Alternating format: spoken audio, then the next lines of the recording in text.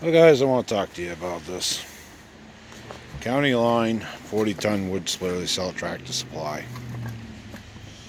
I'll give you some of my thoughts on it. Would I buy it again? No. I can definitely say I would never buy one of these again. At least not as a firewood producer. As a homeowner, I might if I had some real gnarly wood all the time. But even at that point, for half the price, you can get this smaller one, which I believe is a 24 ton. I got one of those here too. Pros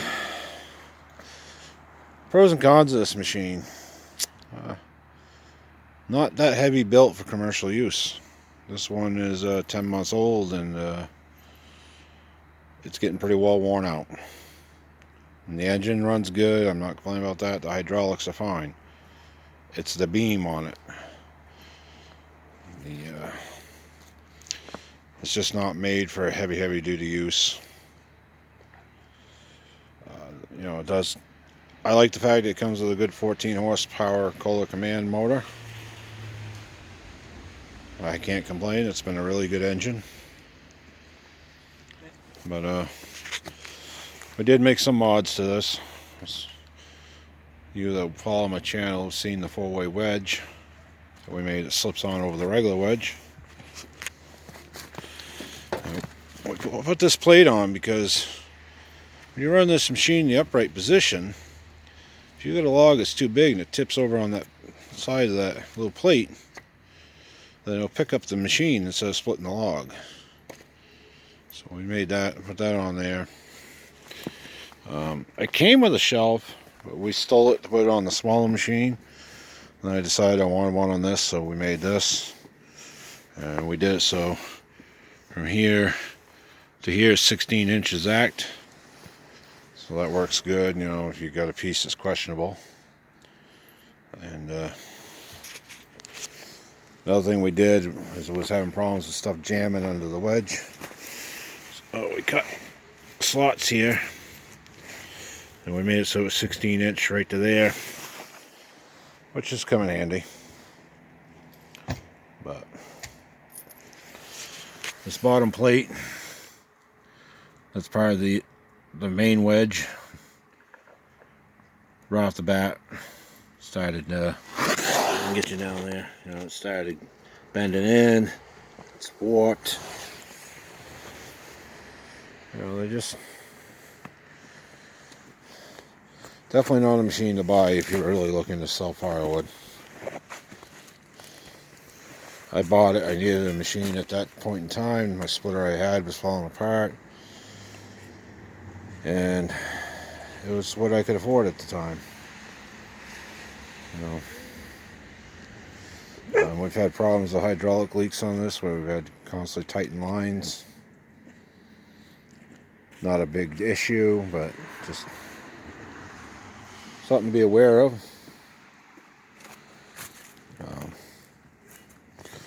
I don't like the style design on the beam.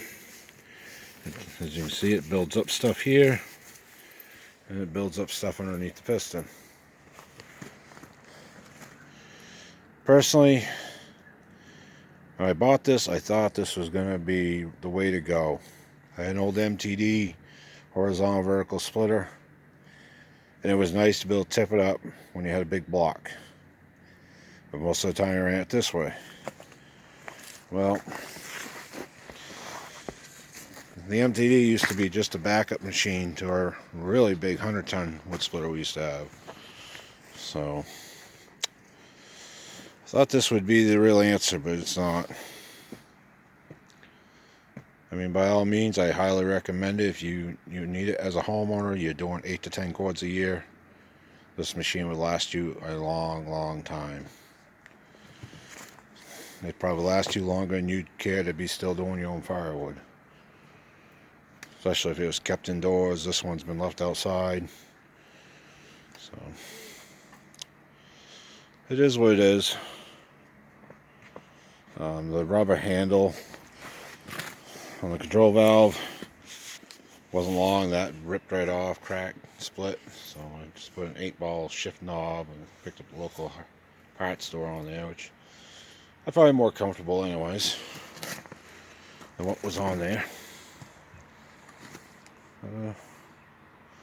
Yeah, I thought I'd just give some of my thoughts on that, because I had a guy on one of the firewood groups there on Facebook ask what I thought of it. So that's where I'm at with it. I don't think I'll ever own a machine again with the wedge on the piston. I think that's hard on the piston. I don't like it. And when I get done building my new one, the wedge will definitely be at the other end and the push plate will be on the piston. But hope that answers some questions. Till next time.